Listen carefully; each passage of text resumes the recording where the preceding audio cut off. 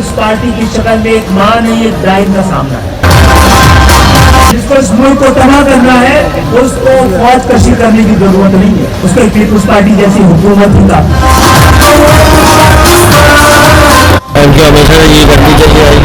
अभी भी यही कहेंगे कि वो उन्होंने हमें अप्रूव नहीं दी है, ये हर समय ऐसी करते हैं, उन्होंने बर्बाद कर दिया।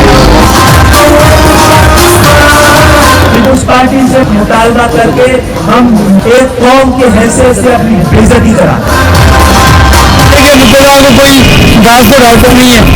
पहले इन्होंने चोरबाजारी की हुई थी, पहले ही लोगों अपने आदमियों को लूटा इन्होंने, शहरों को नहीं, इसी वजह से फेल हुई थी।